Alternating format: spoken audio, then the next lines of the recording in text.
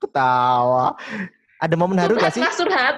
Oh iya curhat iya. Ada momen haru nggak sih pas ngajar tuh selama ini? Apa ya? Karena aku tuh lebih sering pakai metode kayak games gitu ya. Mm-mm. Kalau aku tuh melihat anak-anak itu mudeng atau paham gamesnya gimana, bisa melakukan gamesnya gimana, terus bisa enjoy ketawa, itu malah itu yang buatku haru. Oh ternyata anak-anak tuh Excited ya bisa gitu. enjoy kok dengan excited gue bisa enjoy dengan games yang aku rancang ini, senang aja gitu kayak lihat mereka ketawa, nikmati kayak mereka tuh main game tapi nggak sadar mereka belajar tuh kayak wah berhasil nih gitu sih Mas, lebih ke situ. Sama dulu pas PPL pas Hmm. akhir-akhir itu aku nyebar kayak kertas lipat, aku kasih ke mereka, kasih kesan-pesan gitu-gitu kan sebagai bahan evaluasi ke depan, terus sebagai kenang-kenangan juga. Ya aku bacanya sambil ya Allah terharu, ada yang kayak udah mau netes gitu air matanya, ya Aduh. udah Terus. ya udah kayak ternyata mereka sayang aku loh gitu. Asik. Walaupun ada di kelas yang ternyata yang kayaknya aku nggak diperhatikan, tapi ternyata mereka tuh Perhatian. ya perhatian dong gitu. Ternyata Ada yang cek-cek. muji-muji juga, Uh, Miss uh. Miss Lesa cantik, apalah baik hati, wah itu kayak Aduh. wow. Aduh. Walaupun Kecil-kecil udah sebenarnya berani. biasa aja sih. Tapi bener sih ya, momen ketika aku juga ngerasain sih momen ketika akhir PPL itu terus ngasih testimoni kan ya, hitungannya kan ya. Ngasih tahu apa gimana sih biar aku nanti ada perubahan enggak, dan itu memang benar-benar ada part ada part di mana aku tersentuh gitu loh. Jadi kayak ternyata gue bisa ngajar ya, satu itu ya. Dua, Iya ternyata benar. ada orang yang tergerak hatinya untuk belajar sesuatu yang menurutku itu sulit. Misalnya kayak apalagi kan pelajaran yang aku ampuh kan dulunya kan geografi kan ya. Bayangkan loh, aku pernah ditanyain kan, bumi itu bulat apa datar kan, gue bingung kan. Konspirasi nanti ngomongnya. Itu misalnya kayak gitu. Terus ya ada beberapa hal yang memang apalagi ilmu-ilmu yang jarang banget digunain dalam kehidupan kan juga butuh ekstra juga kan. Dan itu ternyata ada memang muridnya juga excited untuk soal itu. Selain kuliah pasti ada dong kegiatan lain. Ceritain dong. Ya.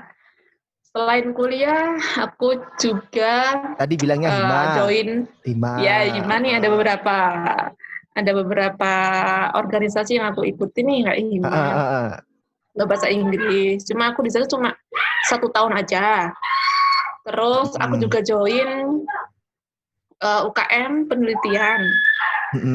Terus yang terakhir tuh diajak sama Mas Agung tuh yang UKM kewirausahaan. Asik. Gitu. Masih inget aja Nah, nih kewirausahaan nih. Terus. Oh iya dong.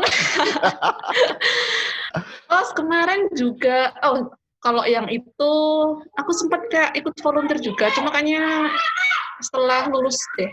Gitu. Nah, aku tuh dulu pernah ikut seminar gitu deh kayaknya sih. Itu tuh ada yang bilang kalau nyawa dari mahasiswa itu tuh ada 3.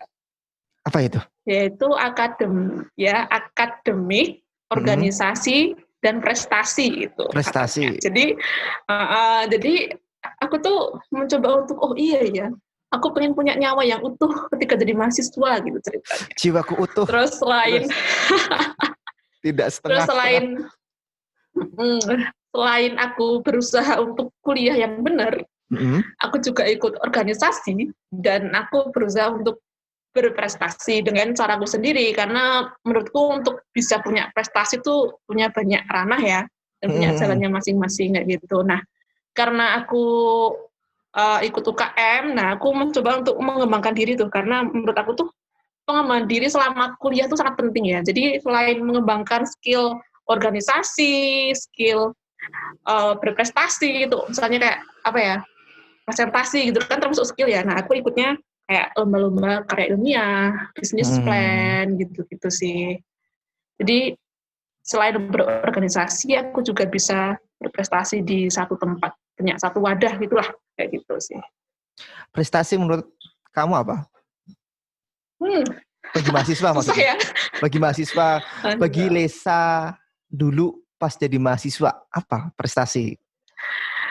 Awal-awal itu tuh kayak semacam, karena awal-awal aku tuh masih B aja ya, masih masih merintis gitulah, masih Iya. belajar observasi teman-teman yang dapat piala, dapat medali kesana kemari. Itu kalau awal-awal tuh mikirnya, wah prestasi tuh ya dapat itu, dapat piala, dapat medali, dapat apa namanya, pujian apa-apa gitu. Tapi seiring berjalannya waktu tuh berubah gitu definisinya tuh.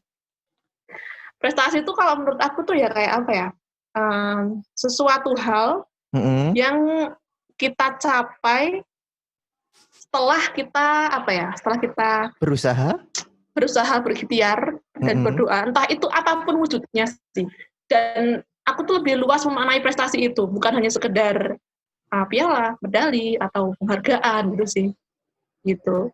Jadi seiring berjalannya waktu lebih pemikiran tentang konsep prestasi itu sendiri itu berbeda gitu. Kita bisa berprestasi tanpa harus punya simbol dengan piala gitu, enggak sih?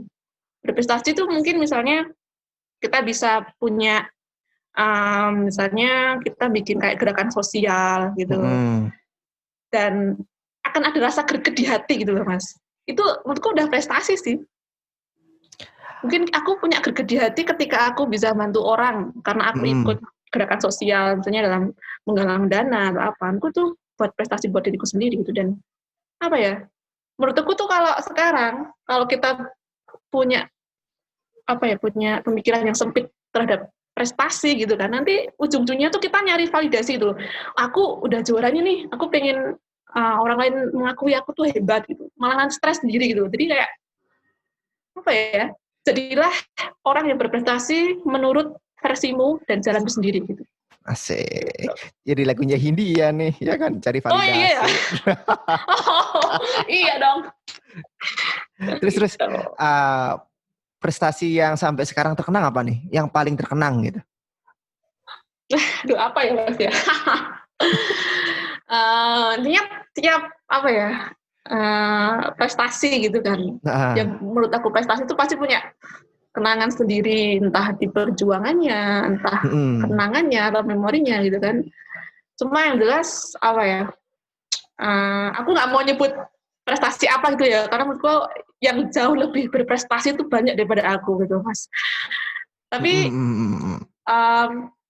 kalau aku sih lebih ke memorinya gitu loh, kayak manis kita pergi ke suatu tempat untuk berkompetisi gitu kan, ketemu orang baru, dapat insight baru, ketemu banyak relasi, karena relasi atau networking itu penting ya buat bisa tahu info kemana-mana gitu-gitu.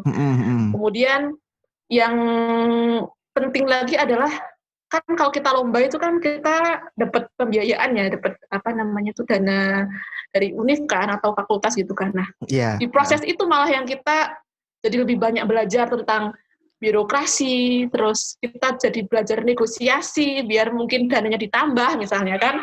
Betul. Jadi ya lebih banyak kayak kerjasama juga sama tim. Kamu bagi tugas ya kita ya, aku ke fakultasku, kamu ke sana, terus nanti kumpul lagi ke sini ngobrol. Lebih ke situ sih, lebih ke prosesnya gitu sih kalau aku. Karena menurut aku ya, ini juga mungkin berlaku dalam kehidupan sehari-hari ini. Misalnya nih, aku ikut lomba. Aku pengen banget juara 1 gitu kan. Kayak penasaran, pengen juara 1 tuh kayak mana sih, megang piala yang paling gede gitu kan. Iya. Ketika itu sudah terjadi dan dapet kayak ya udah gitu, kayak yo wes, ini tuh rasanya kayak gini doang. Ya udah gitu. Jadi ya lebih ke prosesnya aja. Dan aku pernah dengar salah satu atau salah dua ini ya atlet badminton bulu tangkis Indonesia, mereka tuh ngomongnya kalau ketika kita tuh juara cuma pas di podium doang, ketika kita turun kita udah bukan siapa-siapa lagi gitu. Jadi kayak ya emang bagus gitu loh, mindset yang seperti itu tuh bagus biar kita nggak takabur, biar nggak sombong gitu kan. Senang tuh sebentar, sedih juga sebentar. Prestasi siapa yang nggak senang coba, ya kan? Satu karena ya udah turun tangannya lagi untuk bisa menggapai apa-apa yang mungkin kita belum dapat